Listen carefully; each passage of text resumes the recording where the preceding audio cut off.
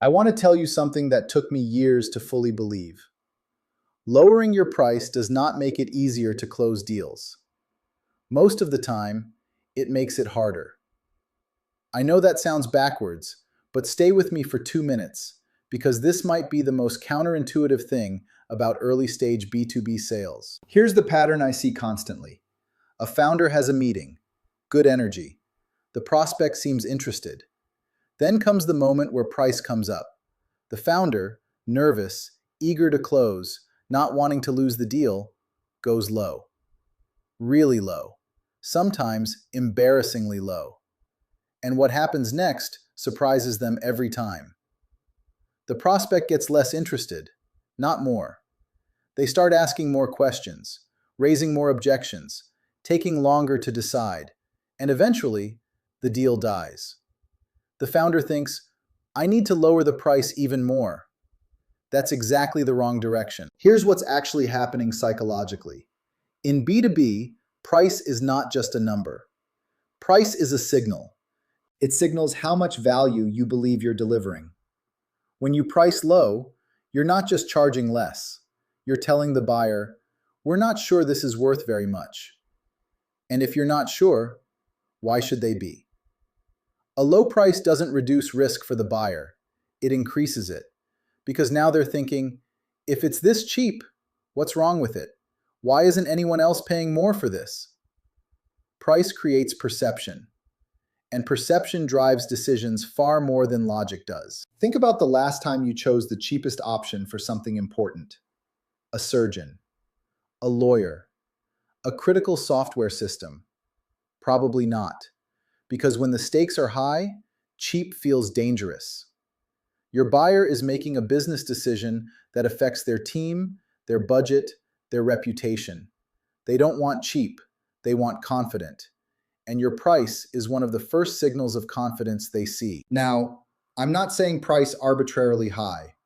I'm saying price based on value, not on cost. There's a critical difference. Cost-based pricing says, it takes us X hours to build this, so we charge Y. Value-based pricing says, this problem costs our customers Z per year. We solve it. Our price reflects a fraction of what they save or gain. When you frame price that way, in the conversation, not just in your head, something shifts. The buyer is no longer comparing your price to nothing.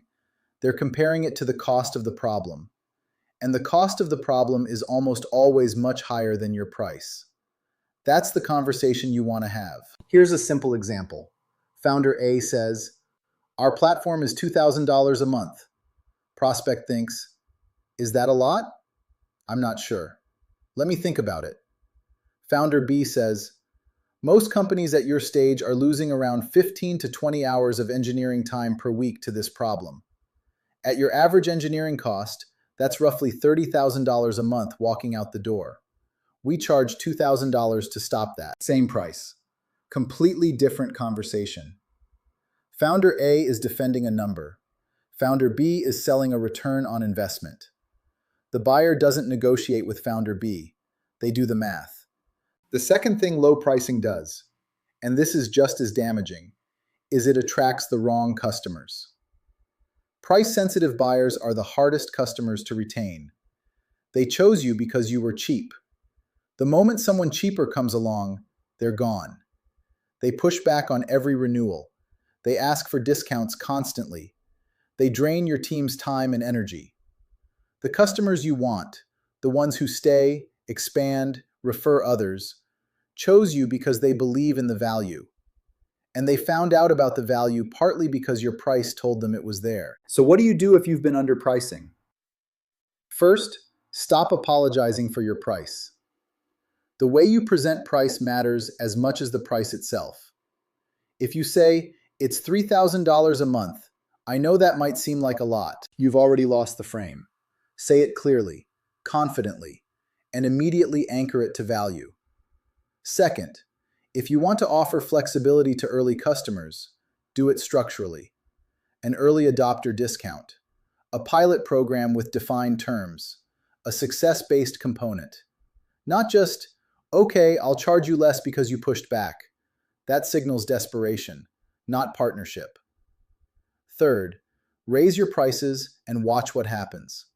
I've seen founders double their price and close more deals. Not because the product changed, because the perception changed. Higher price attracted buyers who were serious. Serious buyers close faster. So to summarize, low price is not a competitive advantage in B2B. It's a trust problem. Price based on value, the cost of the problem you solve, not on what feels safe to charge. Anchor the price to ROI in every conversation. And present your price with confidence. Because if you don't believe your product is worth it, neither will they. If you're in conversations right now where price keeps coming up as an objection, it's almost never really about the price. It's about the value story you're telling before you get there. That's the work we do at Match B2B. We'd love to talk.